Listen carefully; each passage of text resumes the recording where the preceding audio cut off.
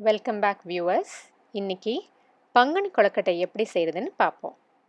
இதுக்கு உலக்கு சிகப்பரிசியை எடுத்து நல்லா கழுவி தண்ணியில் 2 மணி நேரம் ஊற வைக்கணும்.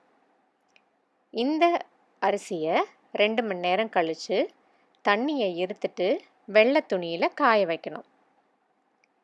இப்படி காயிற அரிசியை நம்ம கையில் பிடிச்சோம்னா ஒட்டாமல் வர அளவுக்கு காயணும். இந்த அரிசியை மிக்சியில் அரைச்சி பெருங்கன் சலிக்கையில் சலிச்சுக்கணும். இப்படி சலிச்ச மாவு தான் இது. பார்த்தீங்களா எப்படி இருக்குன்னு? இந்த மாவை இருப்பு சட்டியில் நல்லா ஈரப்பதம் போகிற அளவுக்கு வெதுப்பணும். இந்த மாவு நல்லா மணலாக வர வரைக்கும் வெதுப்புங்க.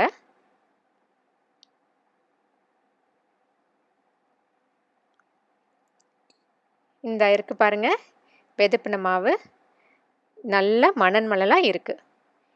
இந்த மாவை நல்லா இந்த மாதிரி பேப்பரில் விரித்து காய வைங்க.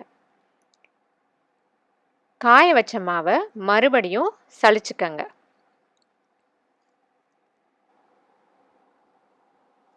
இப்படி சலிச்ச மாவை 2 பங்காக பிரித்து உப்பு கொழுக்கட்டையும் இனிப்பு கொழுக்கட்டையும் செய்ய போகிறேன். இதுக்கு தேங்காய் பூ 2 டேபிள் ஸ்பூன் எடுத்து வச்சுருக்கேன். 2 கொழுக்கட்டைக்கும் தேங்காய் பூ போடுறதுனால 1 டேபிள் ஸ்பூன் உப்புக்கும் 1 டேபிள் ஸ்பூன் இனிப்புக்கும் எடுத்து வச்சுருக்கேன். இதே மாதிரி 2 டேபிள் ஸ்பூன் நெய் எடுத்து வச்சுருக்கேன். இனிப்பு கொழுக்கட்டைக்கு கருப்பட்டி சேர்க்க போகிறேன். இந்த உலக்கால் உலக்கு கருப்பட்டி எடுத்து வச்சுருக்கேன்.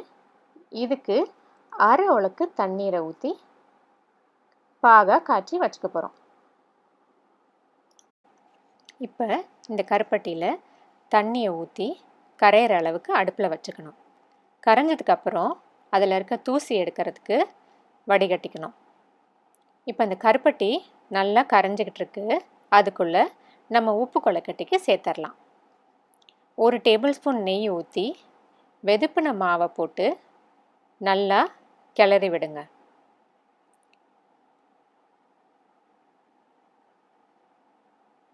கொஞ்ச நேரம் நல்லா கிளறினதுக்கப்புறம் மாவுக்கு தேவையான அளவு உப்பை போட்டு நல்லா மிக்ஸ் பண்ணிடுங்க. கொஞ்ச நேரம் கழித்து அதில் ஒரு டம்ளர் தண்ணீரை சேர்த்துக்கலாம்.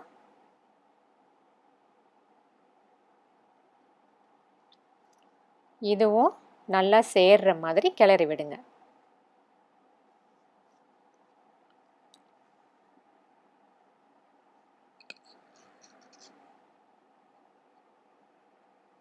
இப்போ பாருங்கள், எல்லாம் நல்லா சேர்ந்து வந்துருச்சு.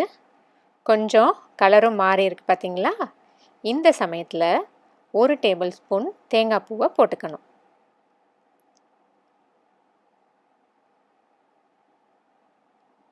இதையும் நல்லா கிளறிட்டு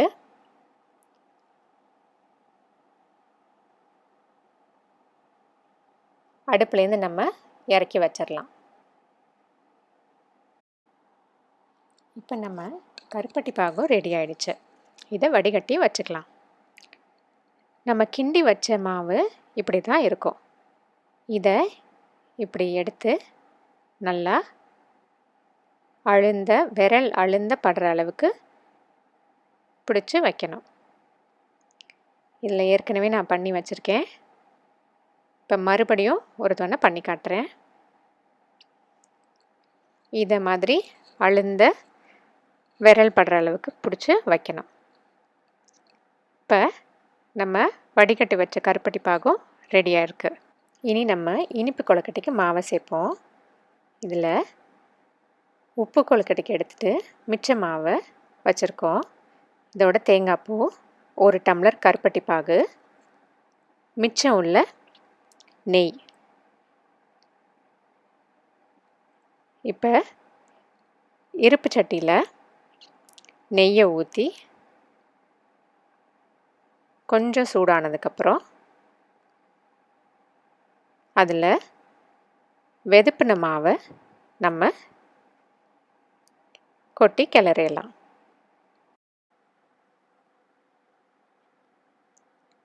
இது இப்போ நல்லா கிளறி விடுங்க. நல்லா நெய்யும் மாவும் ஒன்றா சேர்கிற அளவுக்கு மிக்ஸ் பண்ணிடுங்க. இப்போ நான் இதில் கொடுத்துருக்க இனிப்போட அளவு வந்து நாங்கள் எங்கள் வீட்டில் போடுற அளவுக்கு போட்டிருக்கேன். இதை நீங்கள் உங்கள் தேவைக்கேற்ப நீங்கள் இனிப்பை சேர்த்துக்கங்க. இப்போ மாவு நல்லா கலந்துருச்சு. இதில் நம்ம எடுத்து வச்சுருந்த கருப்பட்டி பாகை ஊற்றி நல்லா ஒன்றா சேர்ந்து வர அளவுக்கு மிக்ஸ் பண்ணிடுவோம்.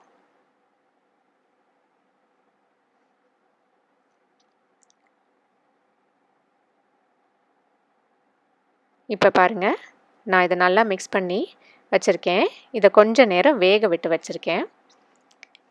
இப்போ கருப்பட்டி பாகும் மாவும் நல்லா சேர்ந்துருச்சு. இந்த சமயத்தில் நம்ம வச்சுருக்க தேங்காய் பூவை இதோட சேர்த்து கிளறணும்.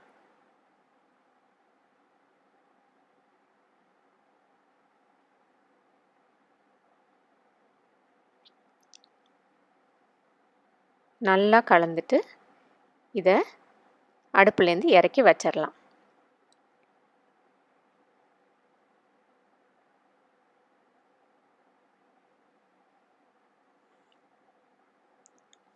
இப்போ இந்த இனிப்பு கொழுக்கட்டை சேர்க்கிற சமயத்தில் நான் இங்கிட்டு கொழுக்கட்டை ஆவியில் வேக வைக்க இட்லி சட்டியை போட்டிருக்கேன்.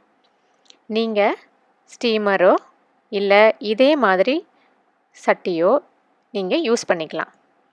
இப்போ இதில் நம்ம உப்பு கொழுக்கட்டை செஞ்சு வச்சதை இதில் வச்சு வேக வைக்க போகிறோம்.